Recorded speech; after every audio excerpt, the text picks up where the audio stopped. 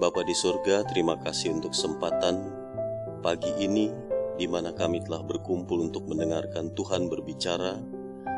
Pagi ini hamba akan menyampaikan firman-Mu dalam seri yang ketiga dari buku 10 hari berdoa Tuhan. Urapi lidah hamba dalam berkata-kata dengan kuasa Roh-Mu Tuhan, supaya bukan pikiran hamba sendiri yang menyampaikan ini, tetapi oleh karena tuntunan Tuhan melalui hamba yang penuh dengan dosa dan kekurangan ini Tuhan. Kami berdoa di dalam nama Tuhan Yesus, Juru Selamat kami. Amin.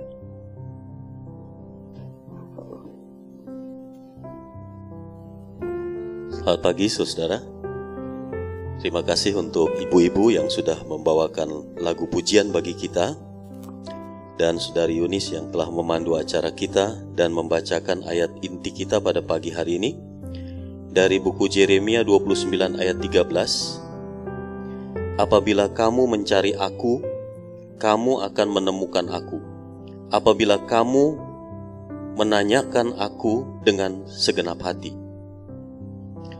Pembahasan pada pagi hari ini saya akan sampaikan secara singkat, saudara.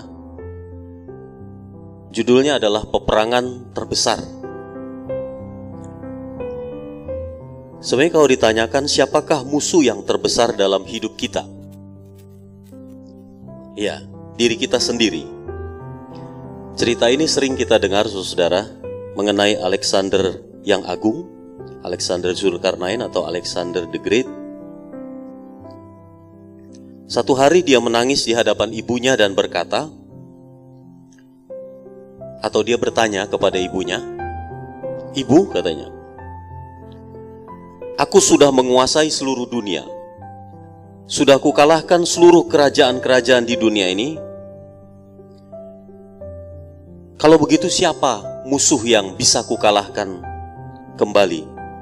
Apakah masih ada musuh yang bisa kukalahkan?" Lalu ibunya dengan tenang mengatakan, "Masih ada satu musuh yang belum bisa kamu kalahkan." "Siapa itu, Ibu?" kata Alexander the Great ini. Lalu ibunya menjawab, "Dirimu sendiri."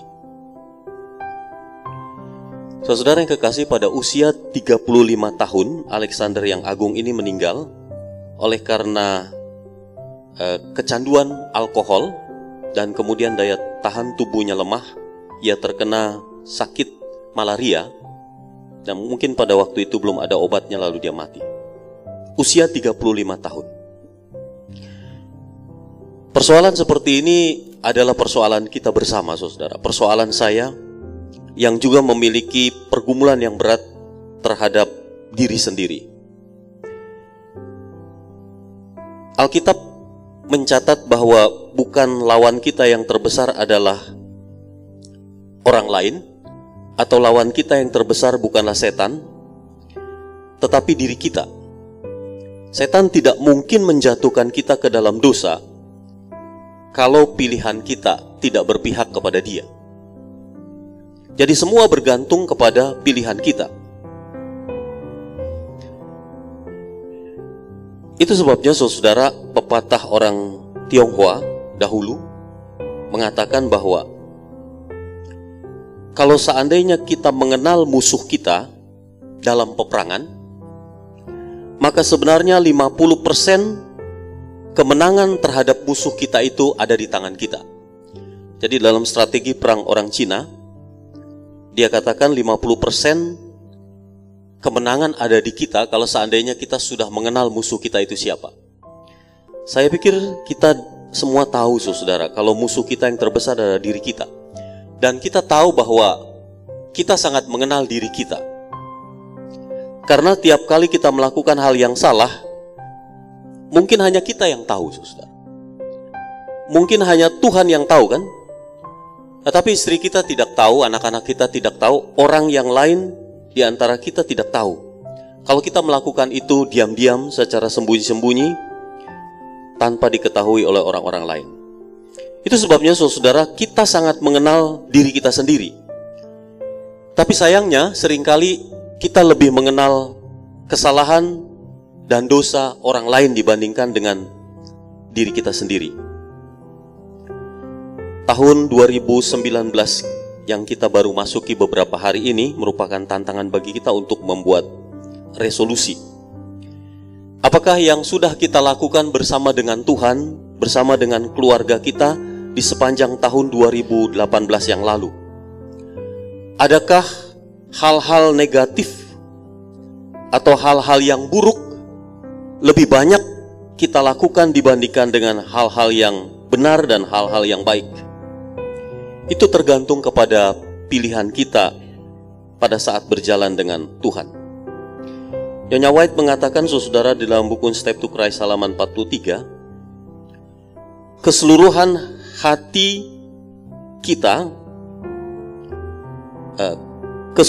hati kita, kepada Allah,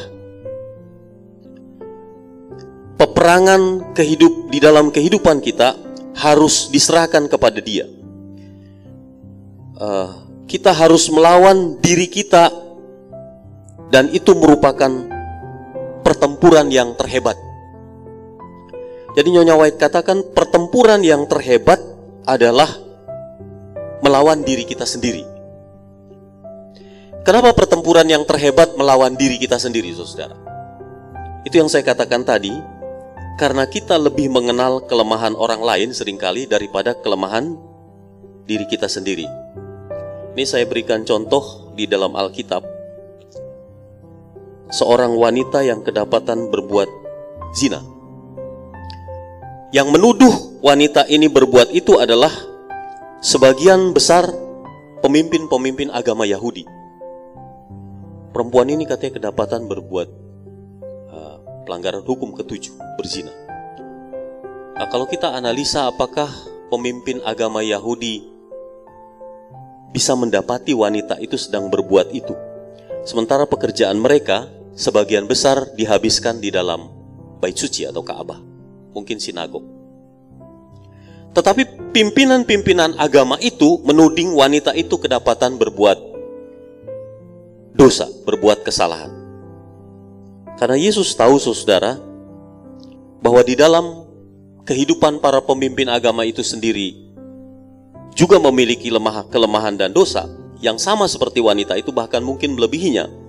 Dia hanya diam, dan dia kemudian menundukkan kepalanya ke bawah, lalu menuliskan di atas pasir atau di atas tanah itu dosa-dosa daripada orang yang menuduh wanita itu. Jadi kita sering sama seperti para pemimpin agama ini, para pemimpin agama Yahudi ini, saudara. Kita menuding orang berbuat dosa dan kesalahan, tapi sebenarnya pada dasarnya saya dan kita semua juga pernah melakukan kesalahan dan dosa yang lebih besar daripada apa? Daripada wanita itu. Jadi musuh yang terbesar kita bukanlah orang lain yang kita tuding-tuding, yang kita tuduh-tuduh kelemahannya. Kita seharusnya diminta oleh Tuhan untuk menuding dan menuduh diri kita sendiri, saudara. Karena semua kita tidak sempurna dan penuh dosa. Pasti satu kesalahan yang kecil, paling sedikit ada di dalam diri kita, saudara. Di dalam diri saya, di dalam diri saudara-saudara. Jadi itu sebabnya, mari kita mengevaluasi diri kita. Kita harus bergumul di dalam hidup kita, kata Rasul Paulus, di antara keinginan daging dan keinginan roh. Dan seringkali keinginan daging itu lebih dominan dalam kehidupan kita. Keinginan daging itu sebenarnya tidak pernah kita rindukan untuk kita lakukan. Tidak ada orang yang mau berbuat, saya pikir, kejahatan dan dosa, walaupun dia seorang penjahat besar. Pasti hati nuraninya satu ketika terbersit untuk berbuat kebaikan. Bagaimana penjahat besar bisa bertobat?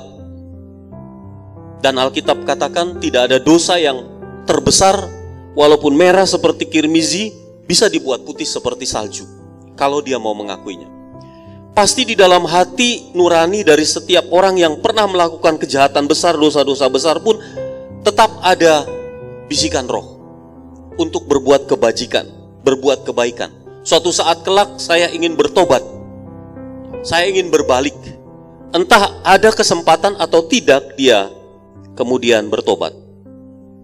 Jadi saudara yang kekasih, keinginan daging dan keinginan roh yang ada dalam diri kita ini selalu bertolak belakang. Dan saya katakan tadi, kadangkala lebih menonjol keinginan dagingnya.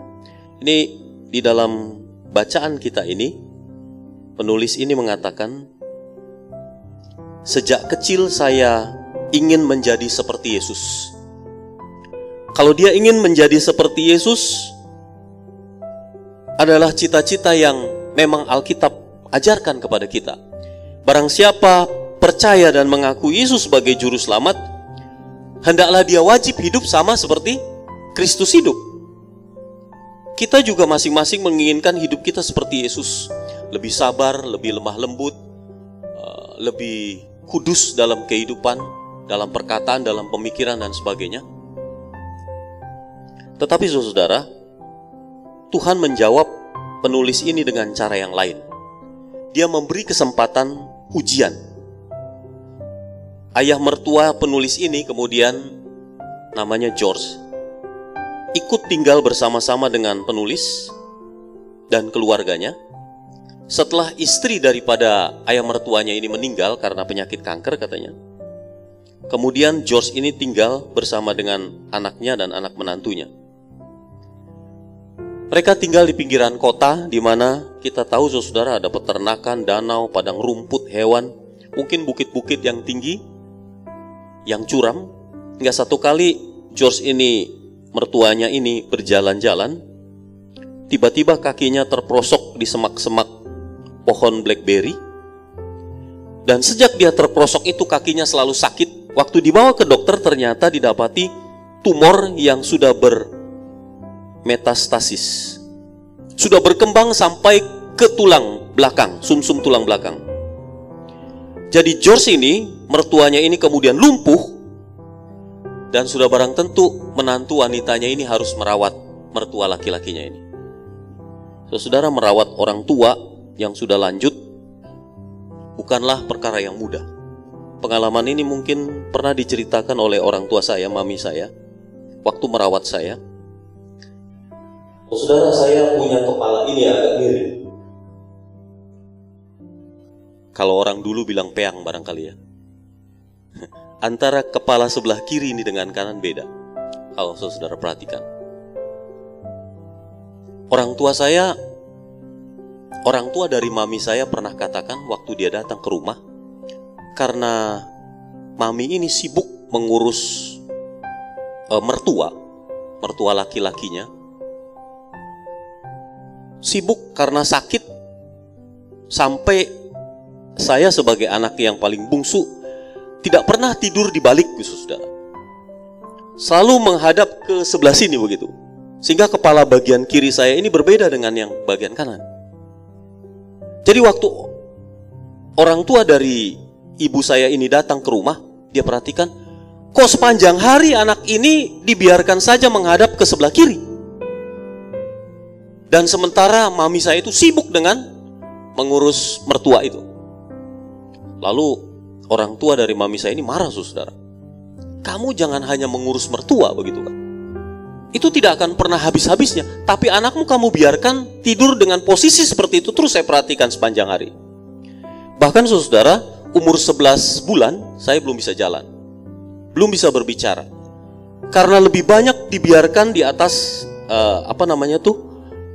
tempat tidur daripada bayi. Terus menerus dibiarkan, saya diam terus untuk berjam-jam, terus begitu kondisinya. Jadi saya pikir saudara, saya bisa bayangkan waktu kakek daripada saya dari pihak mami itu mengangkat tubuh saya, kemudian dia ajak berjalan, dia ajarkan berjalan di umur 11 bulan itu. Akhirnya kaki saya bisa berdiri, saudara, lalu bisa berjalan. Sebenarnya saya sudah lama bisa berjalan, tapi tidak pernah dilatih. Diajar untuk berbicara, sudah mulai berbicara. Tapi posisi kepala saya tidak bisa berubah lagi. Saya mungkin menggambarkan cerita yang sederhana ini dengan cerita George dan penulis ini. Bagaimana seseorang mengurus orang tuanya, berkonsentrasi, kalau tidak sabar, saudara, kalau Kristus tidak ada di dalam dirinya, sudah barang tentu dia akan marah-marah terus. Karena orang tua ini harus dimandikan, harus dibersihkan, cerewet, meminta ini, meminta itu, dan sebagainya. banyak tuntutannya bagi seorang yang sudah lanjut usianya dan dirawat oleh menantunya. Sampai hari libur tiba, saudara. Hari libur tiba, kemudian George ini, keluarga ini menyewa seorang laki-laki untuk mengurus, seperti babysitter lah begitu, untuk mengurus mertuanya ini. Tapi kemudian terlontar kata-kata marah dari George, mertuanya ini. Dia katakan, kenapa? Ya, dalam bahasa lepas dari buku itu katakan, kenapa saya harus dititipkan kepada orang lain? Kamu sebenarnya sebagai anak yang seharusnya merawat saya. Mertua ini tidak pernah berpikir bahwa selama ini memang sebelum hari libur selalu dirawat, saudara. Tapi hari libur tiba, keluarga ini berharap hari libur ini bisa digunakan oleh mereka untuk berliburlah dengan keluarganya. Itu pun orang tua ini komplain, saudara. Marah. Nah, ini yang saya ingin tekankan adalah waktu mertuanya ini marah karena tidak terima, kemudian penulis buku ini katakan, saya pun marah. Jadi terpancing untuk marah. Seperti yang pendeta Jeki kemarin katakan, kadang-kadang kalau ada orang marah kepada kita, bagaimana pertolongan Tuhan mempengaruhi pikiran kita untuk tidak kembali membalas kemarahan dengan kemarahan. Tapi kalau Kristus sebenarnya tinggal di dalam diri kita, kan kerinduan dari penulis ini adalah saya harus hidup seperti Kristus. Tapi waktu dia marah, dia sadari bahwa dia bukan Kristus, saudara. Dia tidak sama seperti Kristus. Kristus itu orang yang sabar. Kristus itu orang yang lemah lembut. Kristus itu tidak pernah membalas kejahatan dengan kejahatan, kesalahan dengan kesalahan. Tapi rupa-rupanya dia belum sama dengan apa? Kristus. Saudara, sepanjang tahun 2018 ini, apakah ukuran kehidupan kita itu standarnya Yesus? Kalau standar kehidupan kita masih berpatokan kepada seseorang yang mungkin kita anggap dia teladan kita, tapi suatu hari kelak kita mengalami kekecewaan karena ternyata dia memiliki juga kelemahan, maka pada pagi hari ini, saudara, kita diminta oleh Tuhan untuk berpaling memandang hanya kepada siapa? Kepada Yesus. Teladan yang sempurna itu di dalam kehidupan kita. Kalau kita memandang kepada manusia siapapun dia, kita akan goyah suatu saat, saudara. Karena ternyata kita melihat dia memiliki apa? Kelemahan, kekurangan dan dosa. Cacat celah.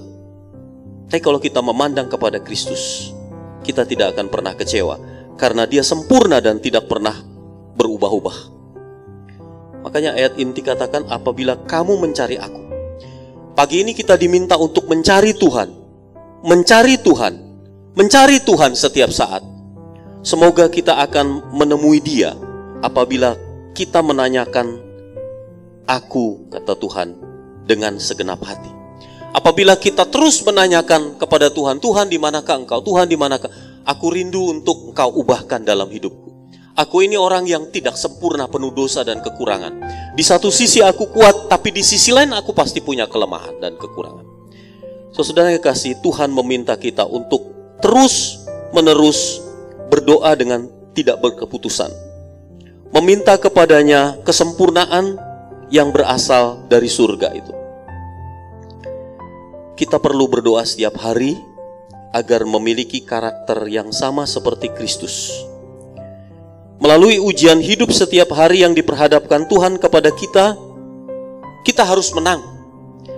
Kita harus mati setiap hari terhadap apa? Dosa. Nyonya White di bagian terakhir buku Step to Christ halaman 23 ini mengatakan, pertobatan mencakup penyesalan. Kalau kita tahu kita berbuat salah, kita harus menyesal, saudara, akan dosa yang kita lakukan. Kita harus berpaling dari dosa itu kepada Kristus. Kita tidak akan pernah sanggup meninggalkan dosa sekecil apapun dalam hidup kita, saudara, kalau kita bergantung kepada kekuatan kita sendiri. Kita harus menyadari bahwa kita lemah, kita punya kekurangan, kita berpaling kepada Kristus sumber kekuatan itu, dia pernah menjadi daging dalam manusia yang sama seperti kita. Tapi Alkitab mencatat buku Ibrani bahwa satu kali pun dia tidak pernah melakukan dosa dan kesalahan. Itu sebabnya dia layak menjadi juru selamat orang berdosa, dan kita layak untuk bergantung hanya kepada dia. Biarlah pada pagi ini saudara, renungan yang singkat ini dapat menguatkan iman kita, bahwa hari lepas hari kita harus lebih banyak memandang kepada Kristus. Dengan memandang kepada dia, kita akan diubahkan serupa dengan dia. Kiranya Tuhan memberkati kita. Amin.